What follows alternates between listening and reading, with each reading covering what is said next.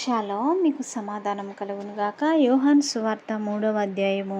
యూదుల అధికారి అయిన నికోదేమను పరిసయ్యుడొకడుండెను. అతడు రాత్రియందు ఆయన యొద్దకు వచ్చి, బోధకుడా, నీవు దేవుని యొద్ద నుండి వచ్చిన బోధకుడవని మేమెరుగుదుము. దేవుడు అతనికి తోడై ఉంటేనే గాని నీవు చేయుచున్న సూచక్రియలను ఎవడునూ చేయలేడని ఆయనతో చెప్పెను. అందుకు యేసు అతనితో, ఒకడు క్రొత్తగా జన్మించితేనే గాని అతడు దేవుని రాజ్యమును చూడలేడని నీతో నిశ్చయముగా చెప్పుచున్నానెను.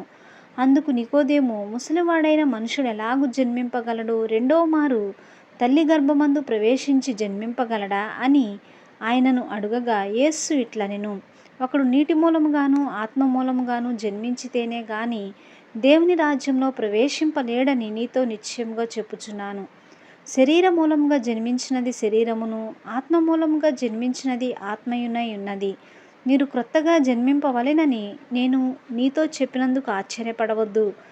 గాలి తనకిష్టమైన చోటను విసరును. నీవు దాని శబ్దం ఇందువే గాని అది ఎక్కడి నుండి వచ్చునో ఎక్కడికి పోవునో నీకు తెలియదు. ఆత్మ మూలముగా జన్మించిన ప్రతివాడును అలాగే ఉన్నాడనెను. అందుకు నికోదేము, ఈ సంగతులు ఎలాగూ సాధ్యమునని ఆయనను అడుగగా, యేసు ఇట్లనెను, నీవు ఇశ్రాయేలుకు బోధకుడివై ఉండి వీటిని ఎరుగవా? మేము ఎరిగిన సంగతియే చెప్పుచున్నాము, చూచిన దానికే సాక్ష్యమిచ్చుచున్నాము. మా సాక్ష్యము మీరు అంగీకరింపరని నీతో నిశ్చయముగా చెప్పుచున్నాను. భూసంబంధమైన సంగతులు నేను మీతో చెప్పితే మీరు నమ్మకున్నప్పుడు పరలోక సంబంధమైనవి మీతో చెప్పిన ఎడల ఎలాగు నమ్ముదురు? మరియు పరలోకము నుండి దిగివచ్చిన వాడే, అనగా పరలోకములో ఉండు మనుష్య కుమారుడే తప్ప పరలోకమునకు ఎక్కిపోయిన వాడెవడునూ లేడు.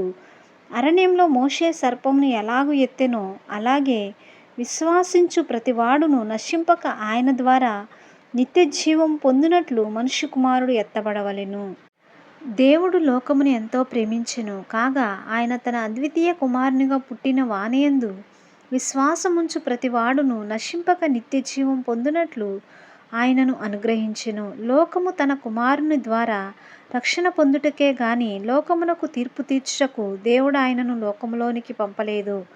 ఆయన యందు విశ్వాసముంచు వానికి తీర్పు తీర్చబడదు. విశ్వసింపని వాడు దేవుని అద్వితీయ కుమారుని నామమందు విశ్వాసముంచలేదు గనుక వానికి ఇంతకు మునిపే తీర్పు తీర్చబడెను.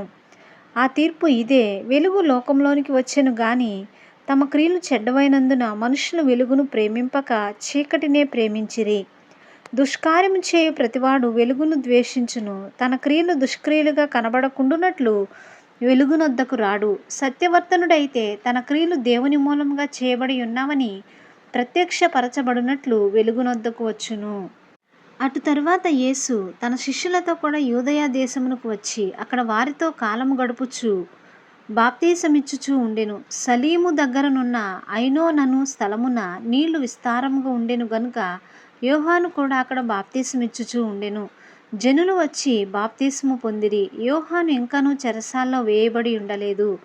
శుద్ధీకరణాచారమును గూర్చి యోహాను శిష్యులకు ఒక యూదునితో వివాదము పుట్టెను గనుక వారు యోహాను వద్దకు వచ్చి, బోధకుడా, ఎవడు యోర్దానుకు అవతల నీతో కూడా ఉండెనో నీవెవరిని గూర్చి సాక్ష్యమిచ్చితివో ఇదిగో ఆయన బాప్తీసమిచ్చుచున్నాడు, అందరూ ఆయన యొద్దకు వచ్చుచున్నారని అతనితో చెప్పిరి. అందుకు యోహాను ఇట్లనెను, తనకు పరలోకం నుండి అనుగ్రహింపబడితేనే గాని ఎవడునూ ఏమీయూ పొందనేరడు. నేను క్రీస్తును కాననియు ఆయన కంటే ముందుగా పంపబడిన వాడనే అనియు చెప్పినట్లు మీరే నాకు సాక్షులు. పెండ్లి కుమార్తె గలవాడు పెండ్లి కుమారుడు అయితే నిలువబడి పెండ్లి కుమార్ని స్వరము వినడి స్నేహితులు ఆ పెండ్లి కుమార్ని స్వరము విని మిక్కిలి సంతోషించును. ఈ నా సంతోషము పరిపూర్ణమై ఉన్నది. ఆయన హెచ్చవలసి ఉన్నది, నేను తగ్గవలసి ఉన్నది. పైనుండి వచ్చువాడు అందరికీ పైనున్నవాడు, భూమి నుండి వచ్చువాడు భూసంబంధియే భూసంబంధమైన సంగతులను గూర్చి మాటలాడును.